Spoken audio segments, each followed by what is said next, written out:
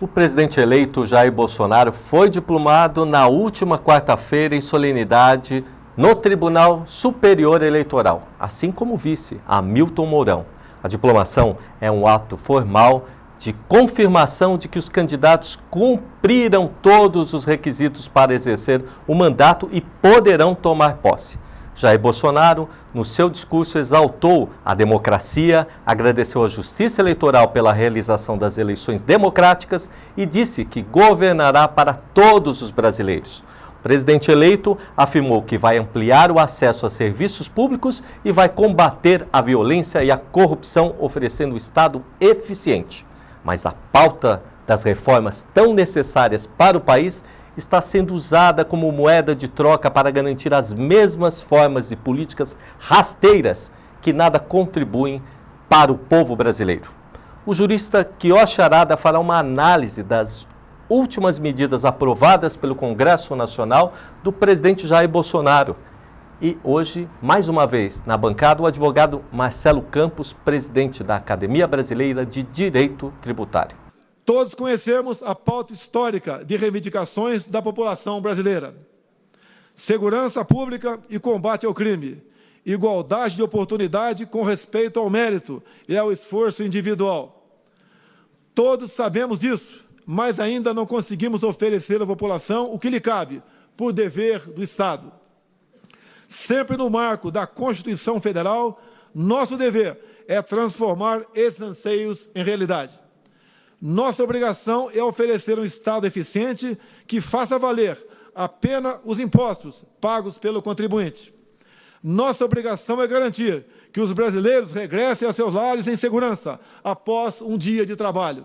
Doutor Quioche, é uma honra estar aqui com vocês num dia tão emblemático, né? Eu falei para o doutor Quioche, inclusive, é aniversário do meu pai, mas eu queria, abrindo o programa, viu, doutor Marcelo, agradecer a você, o doutor Quioche, principalmente o nosso mestre que está aqui, porque em quase 10 anos de questão de justiça, o doutor Quioche, com a equipe da TV Aberta, não nos abandonou em um minuto. E é um prazer ter uma pessoa que tem tanta clareza no que se pode propagar em direitos e deveres. Então, eu nunca fiz essa rasgação de seda com o senhor, viu, doutor Quioche? Mas o senhor merece, sim, bastante, né? Obrigado por participar aqui do nosso programa e da TV, viu, doutor Quioche? Eu que agradeço o convite. Olha, doutor Marcelo, tá tudo bem? Gostei que o senhor veio fazer o programa hoje, né? Eu queria, olha, falar uma coisa para o senhor. Diplomação foi nos 70 anos da Declaração dos Direitos da Pessoa Humana. Então, que eu acho que fazer uma análise aí. Falaram que o Jair Bolsonaro tinha falado, vou colocar 17 ministérios, já está em 22, encerrou agora, ontem, essa colocação, né? Já tem aí um monte de reforma tocando, eu li um artigo do senhor, as reformas estão aí meio que prejudicando o ingresso da gestão de Bolsonaro. A reforma trabalhista, que eu não sei como é que vai ficar, foi feita. Reforma tributária, o doutor comentou que teve aí uma certa aprovação, né? Bom, enfim, está coerente? A gente vai entrar um bom governo com tudo isso que está entrando no Congresso Nacional? Eu acho que esse Congresso que está para terminar em 31 de dezembro deveria fazer uma pausa, né? Porque 2/3 de seus membros serão renovados a partir de janeiro. Então não vejo por que razão nesse atropelo na aprovação dessas últimas medidas legislativas que irão prejudicar o plano econômico do governo. Não é? Os ministérios que o presidente Bolsonaro tinha anunciado em número de 15, acabou crescendo para 17, 19 e agora 22. Espero que pare por aí. A composição ministerial, em sua grande maioria, com exceção de um deles, está muito boa. Não é? Há lá generais competentes, economistas, 2 pós-graduados em Harvard, universidade recordista em Prêmio Nobel de Economia, outros tantos em outras universidades dos Estados Unidos. Tudo bem. Só que os generais não votam, né? E nem os economistas. Quem vota são os deputados e os senadores.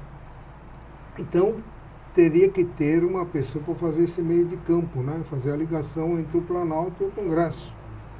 E o coordenador, que é o ministro-chefe da Casa Civil, deputado Onyx, fiquei sabendo que não é exatamente uma pessoa para fazer esse meio de campo. Não é? Segundo o depoimento de amigos meus que foram ex-deputados, que foram deputados, ele é uma pessoa de difícil trato. Seria uma pessoa que não cumprimenta os colegas no Congresso Nacional. Então, não sei como é que ele vai fazer essa ligação. Eu sei que ele andou declarando, se não me engano, foi ontem, que iria nomear um punhado de deputados, ex-deputados, aqueles que não conseguiram se reeleger. Não tenho nada contra esses que não conseguiram se reeleger, dentre eles o meu amigo Walter Yoshi, que ele iria nomeá-los para uns cargos lá no Ministério para fazer essa ligação, esse entrosamento entre o Planalto e o Congresso. Não é? O lógico seria que o próprio ministro fizesse isso, né? Uhum. Se o presidente Bolsonaro nomeasse alguém com uma capacidade para exercer esse papel, não precisaria de ficar despendendo dinheiro público para nomear tantos ex-deputados. Então, esse é um grande problema. Uma coisa é fazer um plano, né, com especialista. Outra coisa é executar. 90% dos planos do presidente Bolsonaro depende de providências legislativas. Né? E se o Congresso disser não, ele não vai poder fazer nada. Entendeu? Se ele ficar com aquele discurso que o Onyx adiantou, que vamos acabar com esse negócio de dar carta malá, isso não existe mais, dentro dessa linha de raciocínio, o presidente Bolsonaro não vai conseguir nem mudar o nome da rua. Entendeu?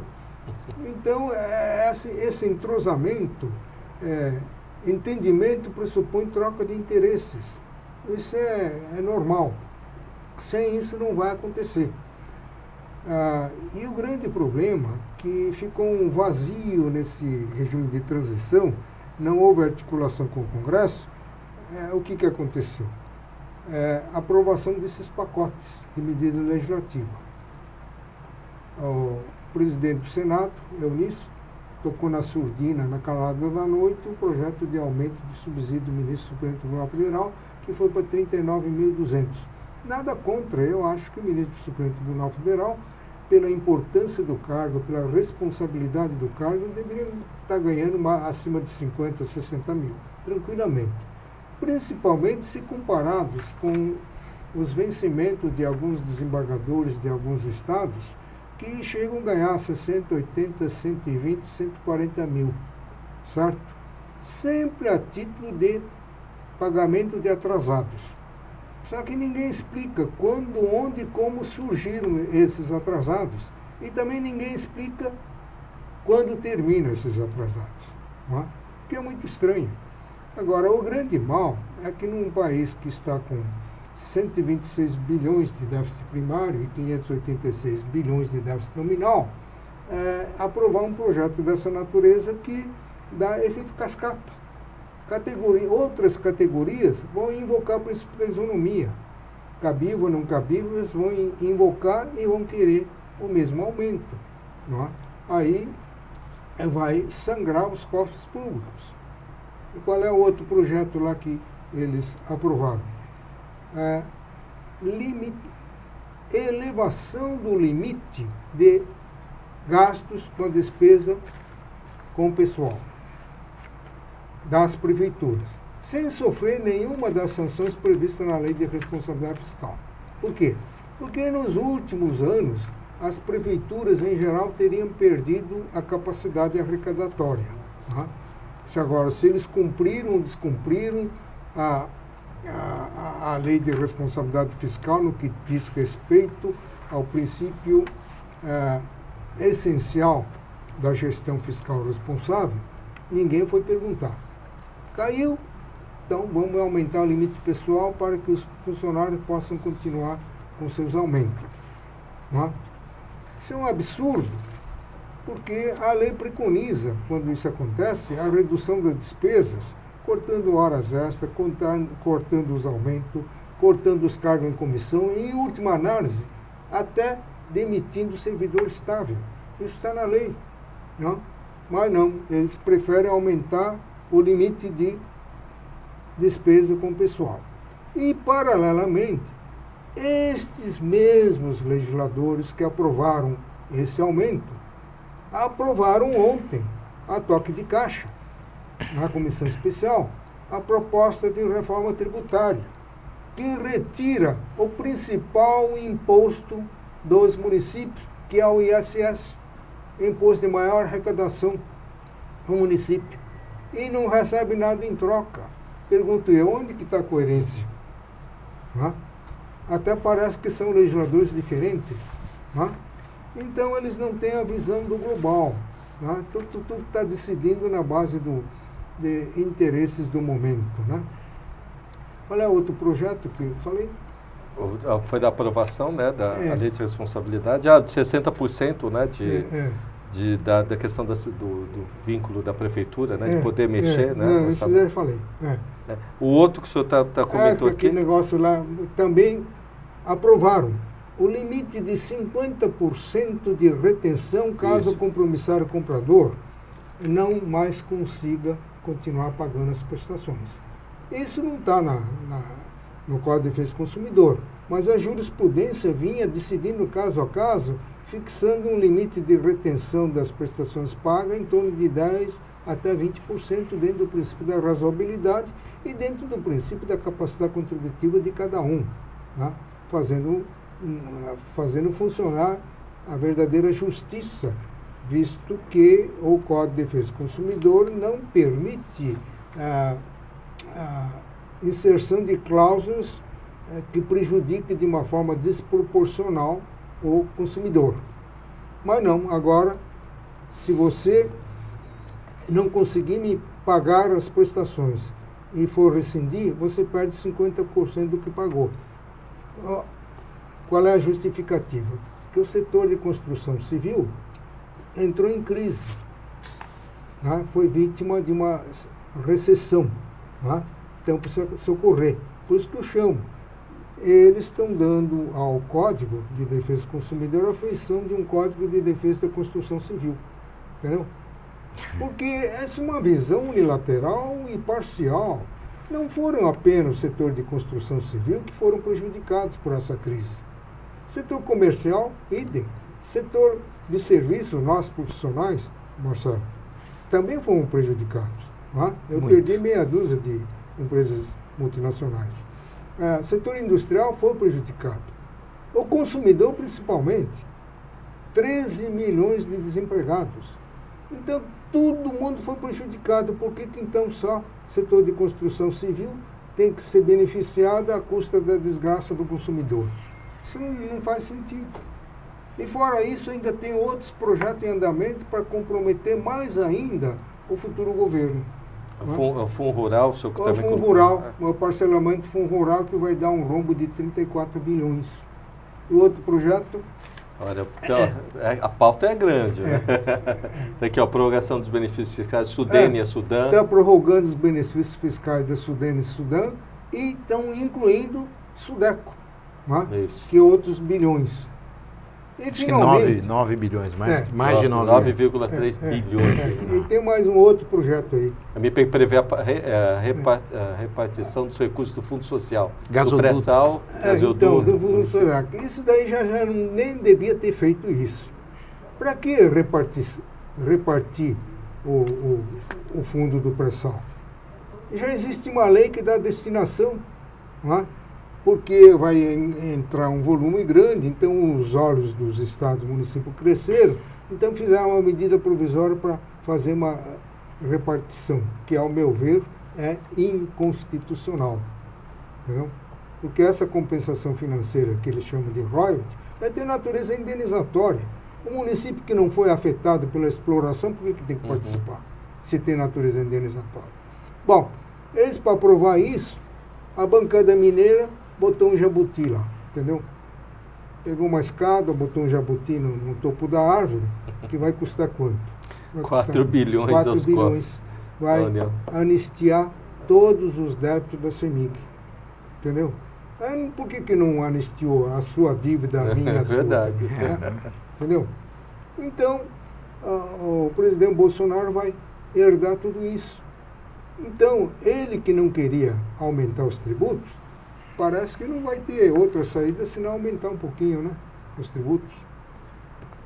Eu não sei. Bom, a questão dos tributos, né, da reforma, da aprovação do Raul, que vai levar agora para a votação,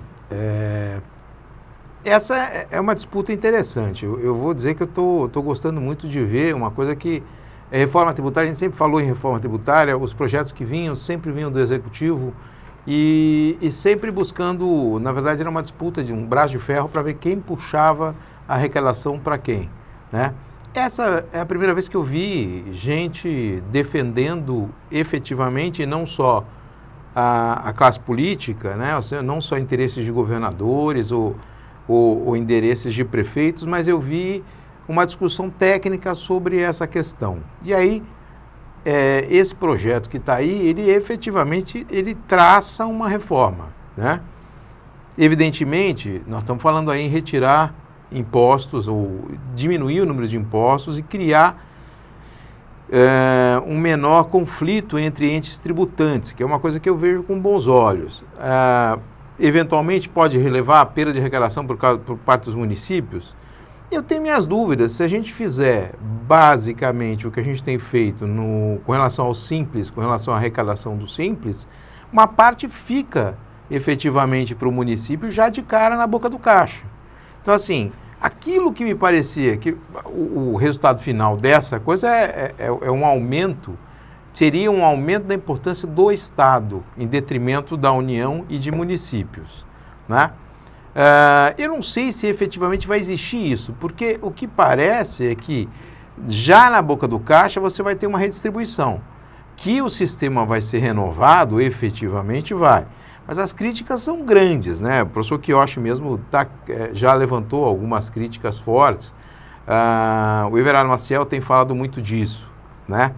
E ele tem gerado lá, até outro dia saiu uma matéria interessante, que é um conselho a um jovem tributarista que participa no estado de São Paulo. Você percebe claramente que existe ali o quê?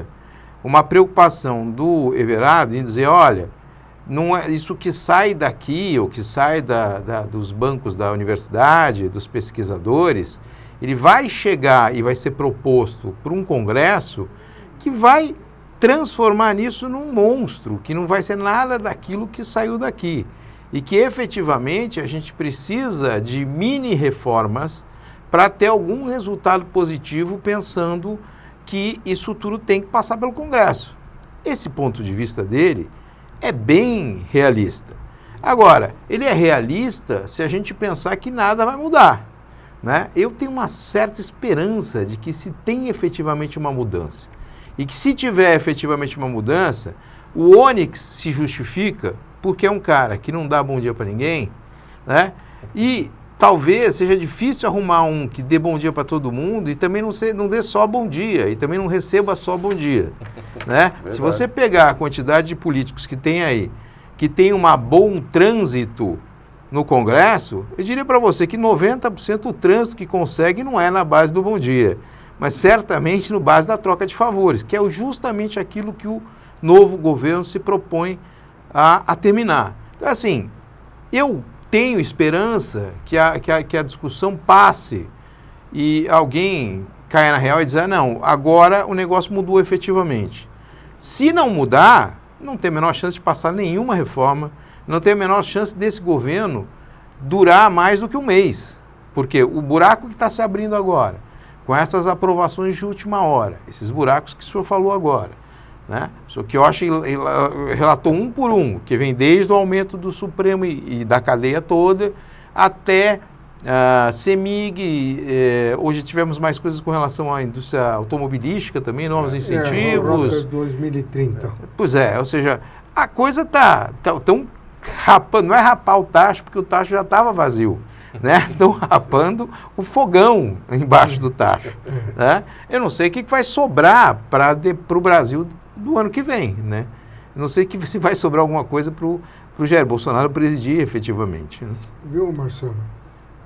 Fazendo um contraponto, eu e Everaldo Maciel sempre tivemos um pensamento mais ou menos afinado um com o outro, né? A desculpa que se dá para defender essa reforma é que vai haver uma distribuição automática, a exemplo do Simples. Mas não é assim que se preserva a federação. O que está no artigo 18 da Constituição Federal não é bem isso, entendeu? A competência impositiva dos três entes políticos é indispensável em termos de autonomia, não para receber apenas recursos financeiros, mas para utilizar o tributo como um instrumento do plano de governo. Eu não posso traçar um plano de governo, quer dizer, eu não posso fazer uma política tributária que caiba dentro do plano de ação governamental se eu não tenho poder impositivo. Eu tenho apenas o direito de receber o que o outro governo decreta e que um computador automaticamente já separa o que é meu, o que é dele, etc., e faz a divisão. Não é nesse sentido. E depois, a reforma tributária não se faz com vaidade, né?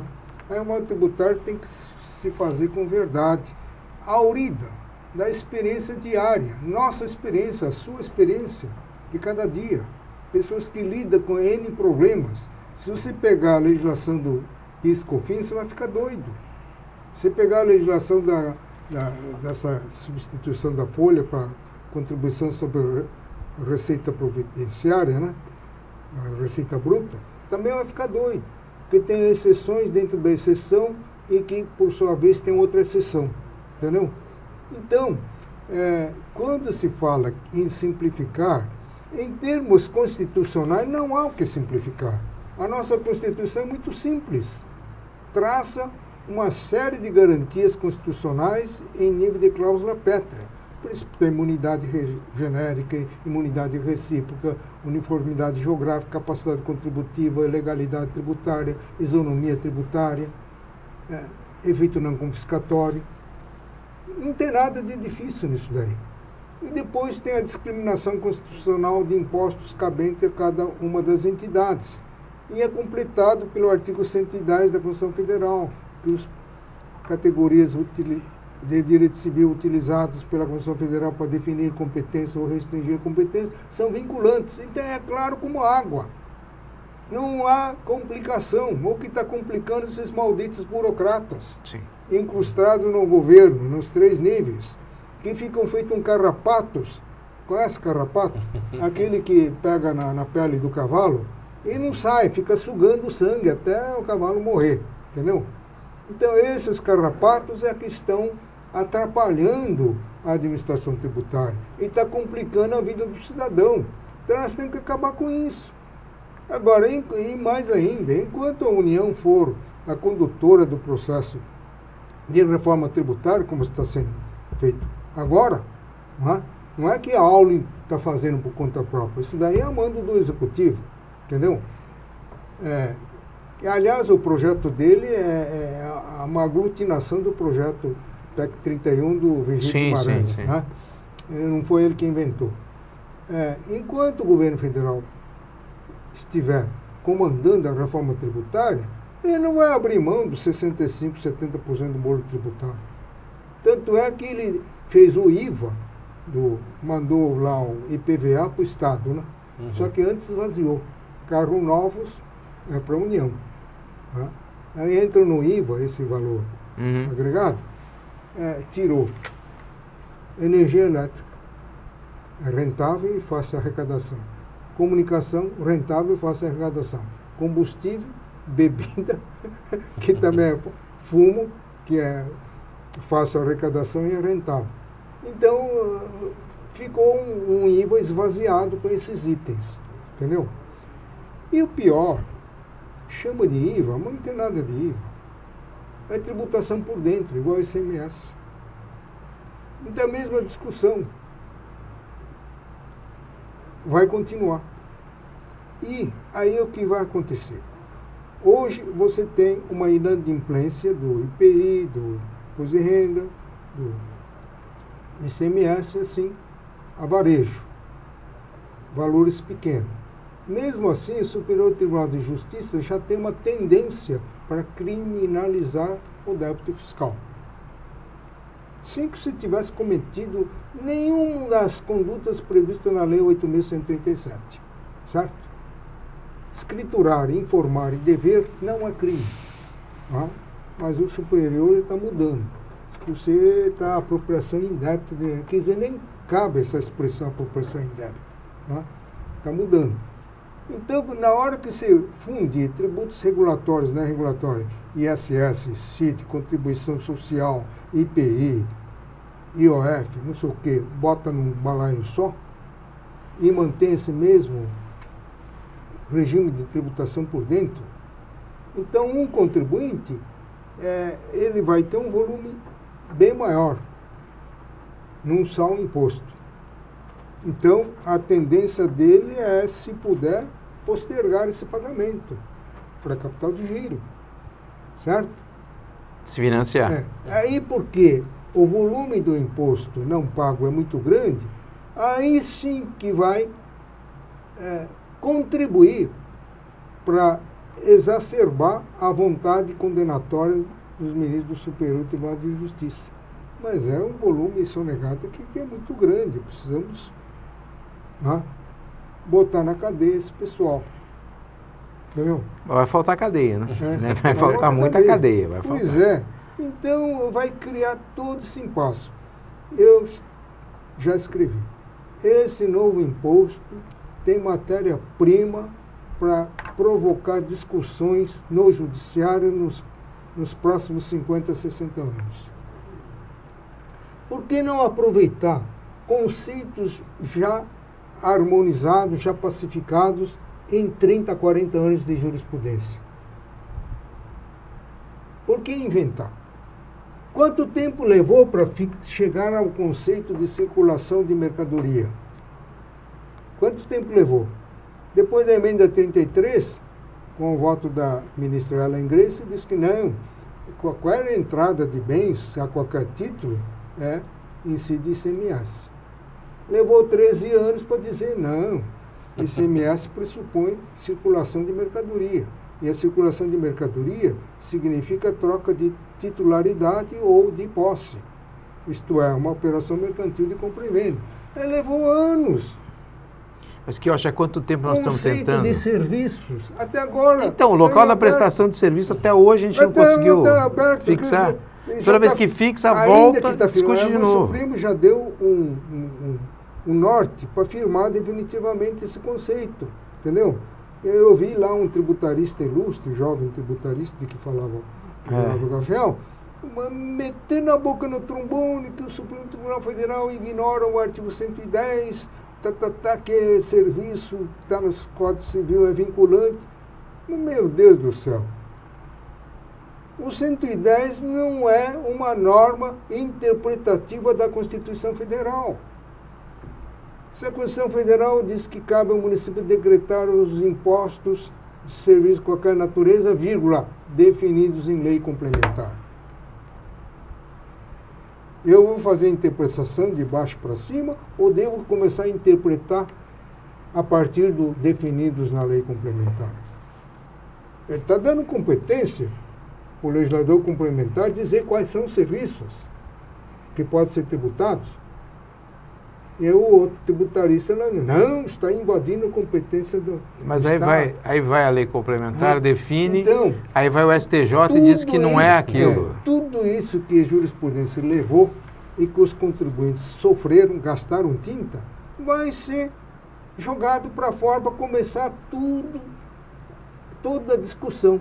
O que é serviços sobre, sobre serviços, né? É tudo, base. Né? É que o conceito é muito mais amplo, né? Então, que eu acho. Aí vale tudo.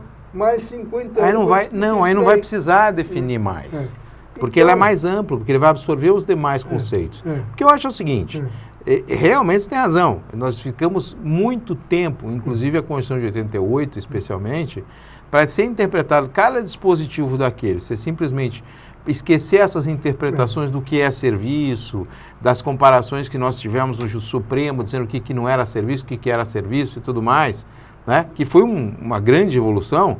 Assim, não é que elas vão ser jogadas fora, elas simplesmente não vão ter nenhuma função, porque não mais se fará necessário discutir. Uma parte que você tem razão parou de recolher o negócio, vai parar de recolher tudo. Isso é aquela coisa, botar tudo na mesma cesta, tem o risco, né, da cesta se perder, da cesta cair, enfim, de você perder tudo, ou de reduzir a arrecadação, e aí se criar efetivamente umas interpretações muito mais rigorosas, que a gente já está vendo que existe e que já tem, né, o rigor excessivo em relação aos meros inadimplentes, né? Ou seja, aquilo que é inadimplente, se comparar com bandido, é uma coisa meio é a forçação de barra para poder receber a qualquer custo. Não, mas né? Marcelo.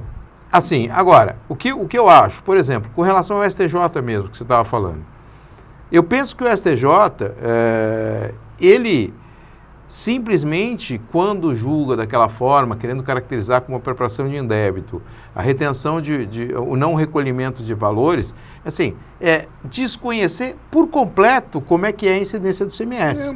Confundir preço com tributo. O legislador quer criar confusão. Eu estava lendo um livro de autoria de um argentino, que a direito público fomenta a corrupção, e é verdade. Eles fazem normas nebulosas, complexas, que mudam toda hora para gerar corrupção. Entendeu? Porque misturar tributos regulatórios com arrecadatórios certamente vai implicar no futuro criação de um tributo específico de natureza regulatória, porque o meio ambiente, porque desapareceu o CID, não vai ficar desprotegido. O programa do Proálcool também não pode ficar sem recurso. A expansão da rodovia também não pode parar. São recursos da CID.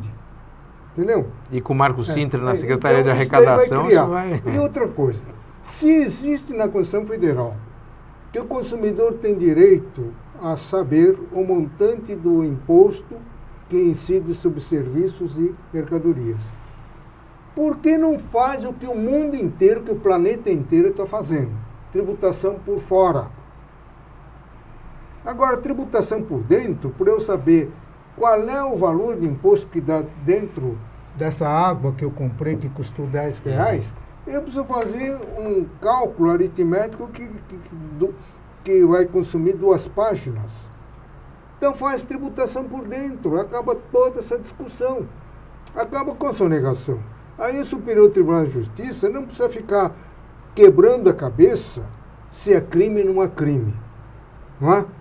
Tributação por fora é o seguinte, isso daqui custa 100. A alíquota é 18. Então 18 não é do comerciante, 18 é do fisco. Se ele não pagar, vai para a cadeia. Agora, se esse 18 está dentro do 100, eu não posso ser preso. Eu não cometi crime nenhum. Entendeu? Porque aquilo lá não é do governo. Mas gera uma confusão, porque e quem paga se não pagar? Então você vê a confusão que o Supremo fez. Mandou excluir sem mais da base de cálculo e a ministra Carmen Lúcia, que evidentemente não é versada em contabilidade nem economia, ela falou que não, tem que deduzir da base de cálculo COFINS o ICM destacado. Meu Deus do céu, o ICM destacado, o comprador não pagou e o vendedor também não recebeu. A tese não é para excluir o ICMS, porque não é mercadoria e, portanto, não pode ser faturado. Aquele destacado não foi faturado. Aquilo é só para efeito não cumulativo, durante certo período. Só para apuração. Só para apuração. Aquilo não faz parte da fatura. Se você vender uma mercadoria por 100, destacou 18, aquele 18 não está dentro do 100. O que está dentro do 100 dá mais ou menos, cálculo por dentro, R$9 e pouco. Isso que está por dentro. Por quê? De 100, 82% é o valor da mercadoria, 18% é o valor do imposto. Entendeu? Então, o imposto tem que ser calculado em cima de 82%, porque o ICMS é incide sobre si próprio. Entendeu? Por que não faz isso? Porque aí acaba com a corrupção, acaba com um monte de processo entupindo o tribunal, fica muito simples. Fica igual aos Estados Unidos, fica igual à Inglaterra, fica igual à Itália, fica igual ao Japão, fica igual à Alemanha. Não é? Mas não, o Brasil é um neotroglodita, entendeu? Então não pode. Não pode. Né? E o Brasil, aliás, falando nisso, o Brasil insiste num presidencialismo de coalizão. Em que lugar do planeta esse negócio está dando certo? Veja, Chile, Bolívia, Paraguai, Argentina, Brasil, Venezuela. Lugar nenhum está dando certo. O único lugar no planeta que está dando mais ou menos certo é os Estados Unidos, porque tem 2 partidos enraizados, que se revezam, que se alternam no exercício do poder. Né? Mas o Brasil adora, né? Eu fico falando, o maldito dia que o Deodoro ficou bêbado, montou num cavalo lá e proclamou a República. Entendeu? Podia ter deixado a monarquia, não precisava de Operação Lava Jato para perseguir aqueles que desviaram bilhões de bilhões em campanha eleitoral. Todo esse dinheiro da campanha eleitoral poderia ser canalizado para formar os jovens, para educar, para melhorar a saúde da população. E uma parte para a corte também, né? Uma parte para a corte também, né? Que eu acho. Sim, uma parte para a corte, mas a corte não tem 513 não, é verdade. Nem 81 novos. É verdade, é um número menor, né? Então, é um negócio. Federação, república. Aí os outros, quem não conhece, falam, bom, brasileiro privilegiado, tem 3 níveis de governo para proteger o cidadão, né? Na verdade, são 3 leões que estão te mordendo, né? Ontem eu vi uma entrevista do Fernando Gabeira com o presidente Temer e perguntaram das reformas.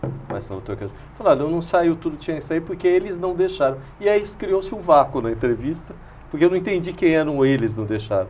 E aí eu estou lendo aqui, doutor, que eu acho que diz que o PIB aí vai afetar o endividamento com 71% do PIB, toda essa brincadeira. Já está 71%. Agora, em 2022, fontes indicam que nós vamos chegar a 92% do PIB. Entendeu? Deus. Daqui a pouco vai ficar igual... Pois é, vai ter o que para presidir, né? Vai sobrar nada, não vai sobrar. Igual a Grécia. A Grécia? Na Grécia, se você zerar a dívida hoje, amanhã já cresceu. Amanhã apareceu. Então não há segredo. Brasil tem que se conter dentro do PIB. O Estado não está cabendo dentro do PIB. Tem que acabar com esses burocratas, esses carrapatos, né, que estão corroendo a nação. Entendeu? É muito simples, não precisa fazer reforma tributária por meio de PEC, é bobagem, porque meio de PEC é o executivo conduzindo. Então, uma reforma tributária verdadeira só pode ser feita através da Assembleia Nacional Constituinte, que não tem compromisso com ninguém, e fazer um novo pacto federativo, quer a União goste ou não goste, entendeu? Mas isso daí os atuais deputados... Esquece, não tem a menor chance. Não tem a menor chance, porque eles não vão querer abrir mão de ficar remendando todo dia a maneira deles, né? Segundo as circunstâncias do momento. Então, o que tem que fazer? Aquilo que você falou, reformas pontuais. Proibir medida provisória na matéria tributária. Proibir efeito modulatório em matéria tributária. Porque isso daí, além de imoral, fere o princípio da isonomia e da legalidade. Quem pagou, pagou. Quem não pagou, não precisa pagar mais. Entendeu? E aí estimula os governantes a editarem leis tributárias inconstitucionais, porque o tribunal leva 10 anos para decidir. Depois vai modular, depois enquanto fala assim, isso... esses 10 anos que vocês arrecadaram, sorte de vocês, não precisam devolver mais. Agora, o que pagou, pagou, quem não pagou, não precisa. Então, isso, até o menininho de curso primário sabe que esse negócio está errado. Não é? Para que manter um negócio desse? Então, colocar na Constituição. E você vê também, Marcelo, todas as taxas que o Supremo declara como inconstitucional surgem no dia seguinte com o nome de contribuição. Sim. Né? Taxa de iluminação, o Supremo diz que é inconstitucional. Surgiu com o nome de contribuição para iluminação pública. Né? Até o Marco Aurélio cita nosso artigo para ironizar, que ele foi o único voto contra a taxa, e o ministro Lewandowski, que foi o relator, disse que é um tributo que se amolda ao princípio da proporcionalidade e da razoabilidade. Então, o ministro Marco Aurélio ficou, agora eu vou citar aqui um jurista de renome, que é o Charado. Onde está a proporcionalidade? Só se, como diz o professor, acoplar um pedômetro nas costas do andarilho noturno para saber o uso da intensidade da iluminação pública, né? Pois é. Né? Doutor, sabe o que eu queria perguntar? Antes de entrar em assuntos mais picantes, só queria falar o nome de alguns ministros, aí o senhor me fala a impressão de vocês. Onyx Lorenzoni, da Casa Civil. Bom, o Quiocha já falou, né? É um mal-humorado contumaz, talvez. Mas... Só para dar um parâmetro. Eu não sei, eu tenho ele tentou ser presidente da Câmara, ele concorreu com o Maia lá no ano retrasado, se eu não me engano. Enfim, ele teve, dentro daquela campanha, eu acho que ele teve ou ele buscou se relacionar. Certamente podia ter um outro com melhor relacionamento, mas também é o que eu falei, né? Os que têm melhor relacionamento não é geralmente por amizade, né? Tem motivos outros, né? Então, não sei, vamos esperar para ver se ele consegue juntar alguém em torno dele, né? Ou se é o famoso espalha-roda na festa, né? Vamos ver. Tomara que seja um cara que consiga agregar, né? Mas a linha da área econômica que os ministros estão adotando, o que você acha? Bom, o Paulo Guedes tem reclamando muito dele, né? Eu vi que no preenchimento lá, você tem realmente pessoas técnicas. Agora, eu comentei o secretário de arrecadação, que é o Marco Sintra, né? Uhum. Eu sempre tenho um pé atrás com ele em relação a CPMF, né? Em relação a achar que movimentação financeira é manifestação de riqueza. E isso me preocupa muito. Toda vez que a gente fala em reforma tributária, você tem ele lá dentro, né? Com aquela ideia de que a simplificação, né? E bateu muito nisso, a questão do imposto único, ele bateu muito nessa história, gerou mais um imposto que tem base, que não é base, que leva em consideração a capacidade contributiva, então assim, não vejo muita coisa. Agora, o que se tem falado é o seguinte: parece que eles estão nem aí para o Congresso, o que é uma coisa surpreendente. Então, o Onyx tem que entrar aí como um amortecedor. Espero que ele consiga. Não sei se consegue. Sérgio Moro. O Sérgio Moro foi um bom juiz. Né? Agora, não sei se vai ser um bom ministro, porque não vai depender apenas da capacidade dele como ministro, da inteligência, cultura, sabedoria, que não lhe faltam. E fora integridade e honestidade. Uhum. Mas é uma pasta eminentemente política, né? Eu não sei. Eminentemente política. Só não gostei de uma coisa que ele falou. Que ele falou que vai botar a Operação Lava Jato para investigar os que repatriaram os bens. Sim, né? Fala. Eu e o doutor Marcelo trabalhamos nisso e fiquei até preocupado. Até que hoje vi uma notícia que a Receita Federal vai exigir comprovação da licitude dos bens repatriados. É o fim da picada. Essa lei de repatriação, que de repatriação só tem um nome, você pode regularizar e manter lá, ele teve por objetivo, dentro da filosofia dos organismos internacionais de combate à sonegação, narcotráfico, essas coisas todas, dentro dessa filosofia, permitir a regularização tributária e cambial mediante pagamento dos tributos e da multa e passar uma esponja no aspecto criminal. Isso é um atrativo. De outro lado, uma ameaça àqueles que não aderirem ao RER7, né? Que chama Regularização Tributária e Cambial. Tá? No sentido de que, quando acabar o prazo de adesão, vai começar a fiscalização em massa para apurar os ilícitos criminais. Botar para a cadeia quem cometeu crimes contra a ordem tributária. Ora, se você aderiu na forma da lei, apresentou DECAT, pagou os tributos devidos, pagou a multa, a lei diz que está ipso facto anistiado. Então agora vem a Receita, você tem que provar a origem lícita do tributo, inverter o ônus da prova. Quer dizer, se anistiou, passou-se uma esponja sobre eventuais crimes, não é? Agora, origem ilícita não se confunde com crimes tributários. Sim. Não é? Você pode ter auferido ganho sem fornecer nota fiscal e não pagou. Então, exatamente porque você não pagou, você não tem nota fiscal, mas seu recurso está lá, no exterior. Então, o governo editou uma lei o Estado, né? Editou uma lei dando oportunidade para você regularizar, pagar o tributo, né? Porque o ganho é lícito, você prestou o serviço, só que você não emitiu a nota. Então, você paga o tributo e paga a multa. E você não é mais passível de ser acusado por crime contra a ordem tributária.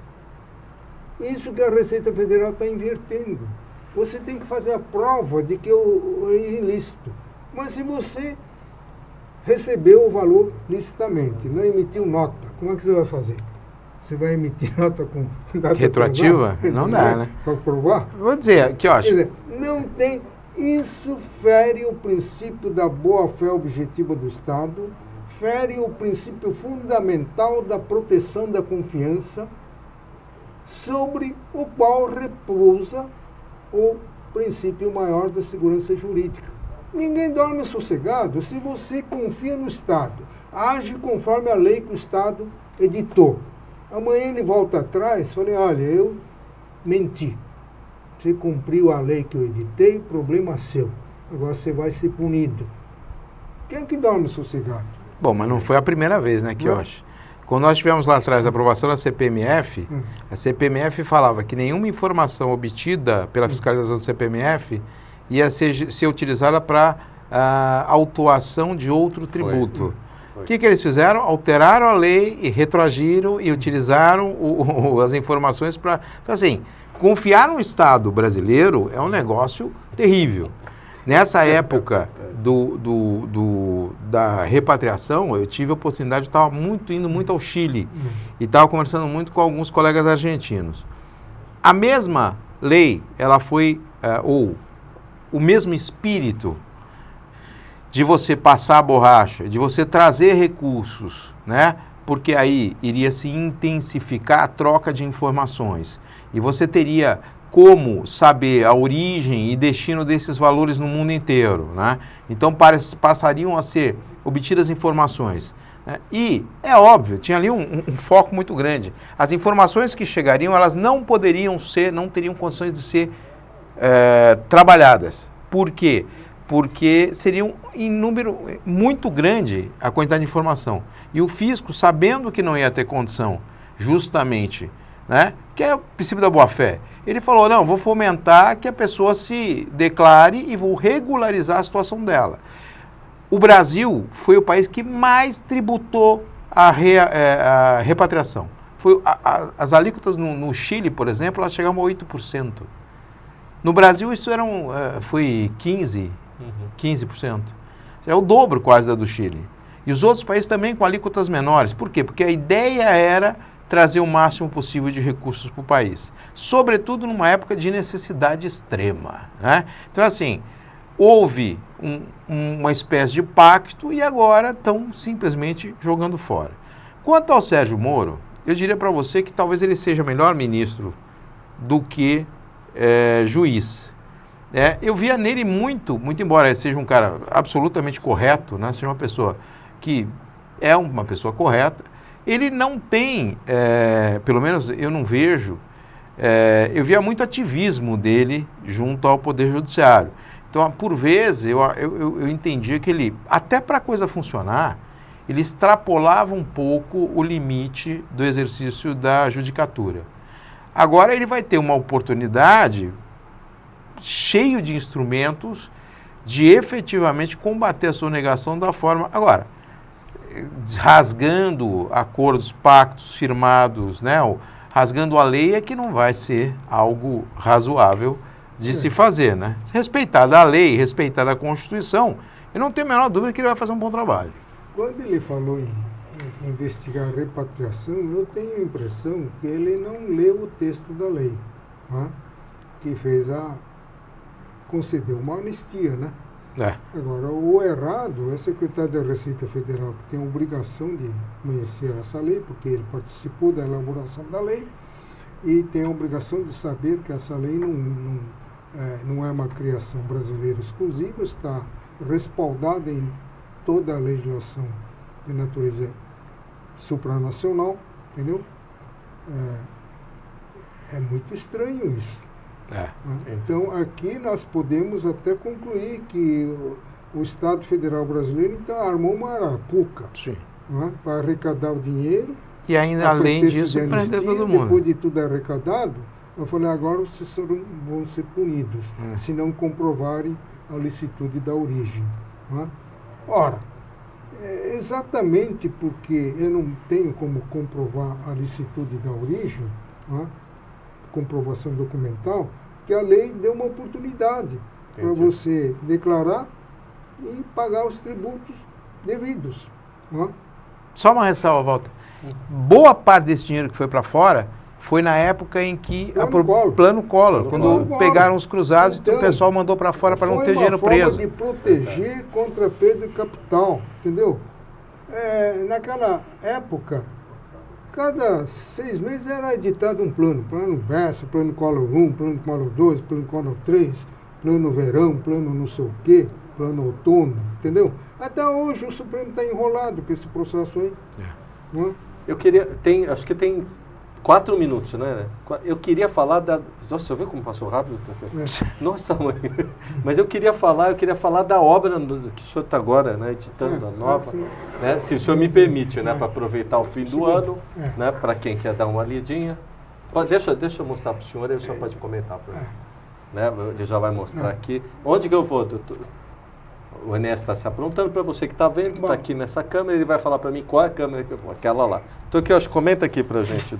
Essa obra é de minha coordenação, reúne 57 autores, dentre ministros dos tribunais superiores, juristas renomados, professores universitários, líderes empresariais, setor de comércio, setor de indústria, artistas e líderes comunitários, né? Abordando os 2 aspectos de cada área do conhecimento. É um confronto de cultura, o que existe no Japão e o que existe no Brasil. O livro começa com um capítulo de minha autoria, confrontando o Estado Federal Brasileiro com o Estado monárquico japonês, né? Em todos os seus desdobramentos, sistema de governo, regime de governo, etc. E depois vai para outras áreas, cinema, teatro, culinária, comunicações, medicina, odontologia, energia elétrica, meio ambiente, enfim, todas as áreas do conhecimento humano. Então, o que é importante é que traz à luz alguns aspectos não conhecidos ainda pelo povo brasileiro em geral. Conhece certamente a área de esportes, karatê, kendo, judô. Conhece a culinária, né? E conhece, de certa forma, algumas danças folclóricas típicas, né? Mas outros aspectos, etiqueta, né? Ética, por exemplo, não é de conhecimento geral do povo brasileiro. Então, para a aproximação maior entre os dois povos, boas amizades trazem bons negócios, nada melhor do que conhecer a cultura do povo japonês e o povo japonês conhecer a cultura brasileira. Porque a cultura japonesa é fácil de você difundir aqui, porque nós temos instituições comunitárias. E a cultura brasileira no Japão? Quem é que vai fazer essa difusão? Então eu resolvi transpor isso no livro. Aquele outro, doutor, posso mostrar também? Esse daqui, a primeira edição foi lançada em 15 de janeiro de 2008, no centenário da imigração japonesa, sob a presidência do presidente da Assembleia Legislativa do Estado de São Paulo, deputado Vaz de Lima, que deu o caráter oficial a esse evento. E começou os festejos comemorativos lá. Então, esse livro, que é inédito, já está na 4ª edição, ele narra todo o fenômeno da imigração japonesa, levantando as causas e as consequências, os antecedentes do Japão e do Brasil, e depois toda a trajetória dos imigrantes, seus ascendentes, até chegar o ano de 2018, quando se encerrou a comemoração dos 110 anos de imigração japonesa no Brasil. Maravilhoso. E é importante porque a cultura, acho que é a maior colônia que tem fora do Japão. Não existe outra obra tão completa quanto essa. Se você quiser saber tudo sobre a imigração japonesa, está aqui. Agora, hoje nós ficamos sabendo de uma, né, Walter? Esse é bom citar essa. Por que eles vieram e por que o Brasil teve interesse em chamá-los. Né? Entendi. E depois alguns dissabores que estão reclamando contra o regime Vargas, a perseguição por causa da guerra, não é? Mas em um outro livro que eu escreverei oportunamente, vou mostrar outra face. Né? Aqui reclama que o governo brasileiro perseguiu os imigrantes. Mas e o que os japoneses fizeram lá? Ninguém tocou nesses pontos, né? Eu acho importante porque difundir a cultura, né? Aliás, que é um pedaço da nossa. Né? Tem a portuguesa, né? Não sei se felizmente ou infelizmente, é italiana, mas japonesa, pelo menos a questão ética que está aqui, né? É nesse, né, que o senhor está falando? Eu pesquisei. Seria muito bom a gente começar a estudar um pouco mais disso. Eu pesquisei a imigração italiana, que tem mais literatura italiana, portuguesa, alemã, mas não existe uma obra completa retratando causas e consequências da imigração. Esse daqui é o livro único. Bacana. Modéstia à parte. Tem 21 autores. É maravilhoso. Bom, a gente conhece as obras, todo mundo está na faculdade, estudei direito também, tem sempre obras. Mensagem do governador. Eu vou até perguntar uma coisa para o senhor, quando o senhor está achando. O governador Alckmin acho que mandou uma mensagem aqui. Eu lembro quando o senhor estava falando. Aliás, a gente está chegando ao final do ano, né? Aproveitando que o senhor está procurando aí. Quantos minutos ainda tem? Está estourando já. Então, eu queria deixar... Está ali, deixa eu mostrar aqui. Posso mostrar? Vou mostrar aqui o Alckmin, né? Esteja onde estiver o Alckmin agora, né? Que vai virar professor, porque ele aproveite bastante, né? Opa, dá para ver aqui? Não. E esse do lado é o embaixador do Japão, né? Aí, embaixador do Japão no Brasil. Você que teve lembrando aí. E mandaram mensagem nas primeiras páginas desse livro. E o senhor merece todos os créditos possíveis, que eu acho que o senhor é um lutador por isso. Olha, vamos deixar uma final de ano, esse é o último programa, né? Em questão de justiça. E o senhor já tem, eu contei, viu? Sabe quantos anos o senhor já tem de questão? 10 anos estou aqui hoje. Então, e 10 anos, o senhor tem com o questão mais quase 800 entrevistas. É entrevista, hein? Bastante, é entrevista. Então, eu quero deixar uma mensagem no final do ano. Começo com o senhor. Bom, a mensagem é sempre de dias melhores, né? Vamos desejar felicidade a todos, esquecer o passado, passar mais esponja, nem coisa ruim, e lembrarmos apenas das coisas boas que aconteceram durante o ano de 2018 e aguardando um futuro melhor ainda do que esse, o aspecto positivo de 2018. Ele sempre deixa a mensagem assim, né? Sempre é boa. Marcelo. Você sabe que eu estava pensando aqui, não é a primeira vez que eu venho fazer o programa Questão de Justiça de encerramento. É verdade. Eu acho que o ano passado, se bobear, nós estávamos na mesma época aqui, sentados, conversando sobre o que esperar para 2018. E nós estávamos com eu lembro, era quase um velório isso aqui, né? Porque as expectativas eram as piores, que acabaram, né, se confirmando boa parte delas. Eu acho que, eu sinceramente estou esperançoso. Eu acho possível boa parte das reformas serem implementadas. Eu acho que, eu quero crer que os deputados novos tenham consciência daquilo que está sendo votado e da importância daquilo que está sendo votado para implementar e poder gerar um país melhor com empregos para todo mundo. Então, comparado à minha expectativa do ano passado, eu diria que a desse ano é sensacional.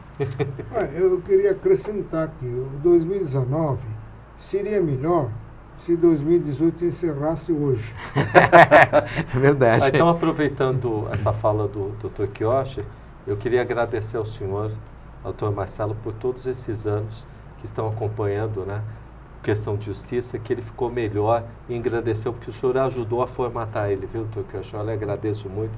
Dr. Marcelo, que tem nos abrilhantado muito. Um de especial, que é aniversário do meu pai, para mim, de 100 anos, Dr. Kiyoshi. Faria hoje, um homem de comunicação.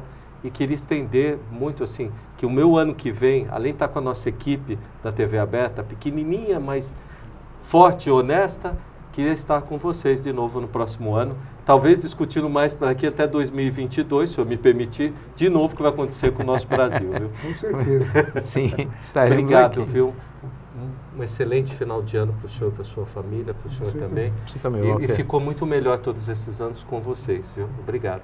E para você que está em casa, um maravilhoso fim de ano que nós desejamos aqui e que você no próximo ano fale aqui com o Dr. Kiyoshi, né? Tenha mais esperança, mais fé, mais vontade de viver, que é sempre o que ele deixa, né, Marcelo?